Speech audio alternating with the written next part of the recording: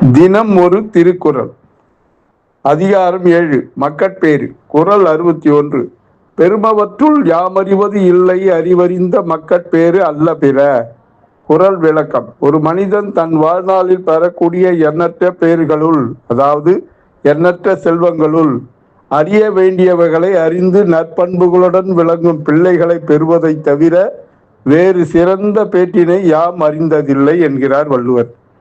சுருக்கமாக, உலகிலேயே மிகச் சிறந்த செல்வம் அறிவுள்ள நல்ல பிள்ளைகளை பெறுவதுதான். குறளுக்கான ஒரு சிறு கதையை பார்ப்போமா? உண்மையான செல்வம். முன்னொரு காலத்துல ஒரு ஊர்ல ராமநாதன் என்ற ஒரு மிகப்பெரிய வைர வியாபாரி வாழ்ந்து வந்தார். அவனிடம் கணக்கில்லாத தங்கமும் நவரத்தினங்களும் இருந்தன. அவனுக்கு தன் செல்வத்தின் மீது அளவற்ற பெருமை.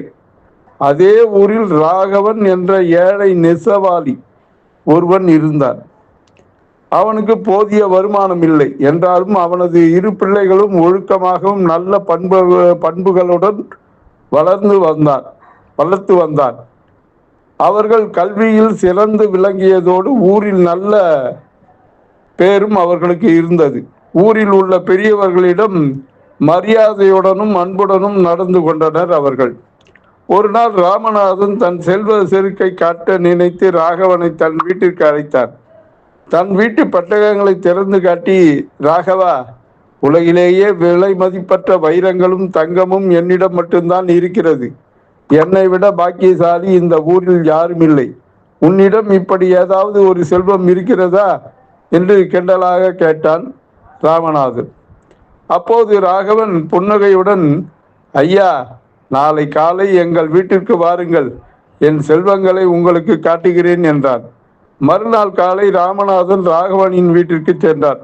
அங்கே ராகவனின் பிள்ளைகள் இருவரும் அதிகாலையிலேயே எழுந்து தங்களின் வீட்டு வேலைகளை செய்து முடித்துவிட்டு படித்து கொண்டிருந்தனர்.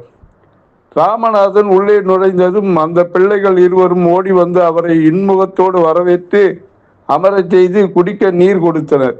அவர்களின் பேச்சிலும் நடத்தையிலும் அத்தனை அடக்கமும் அறிவும் தெரிந்தன. ராகவன் ராமநாதனை நோக்கி, ஐயா, இவைதான் என் செல்வங்கள்.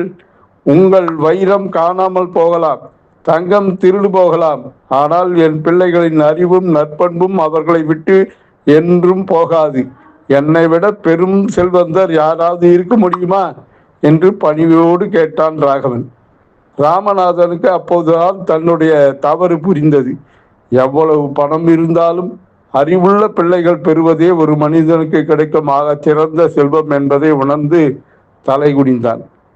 கதை உணர்த்தும் நீதி என்னன்னா, அழியும் பொருள் செல்வத்தை விட அழியாத அறிவு செல்வத்தை கொண்ட பிள்ளைகளே ஒரு பெற்றோருக்கு கிடைக்கும் ஆக சிறந்த பேராகும் என்பதை தனது குறளில் பெருமவற்றுள் யாமறிவது இல்லை அறிவறிந்த மக்கட்பேறு அல்ல பிற என்கிறார் வள்ளுவர். மீண்டும் நாளை சந்திப்போமா? அன்புடன் எம் தணிகானந்தம், சேந்தமங்கலம். வணக்கம்.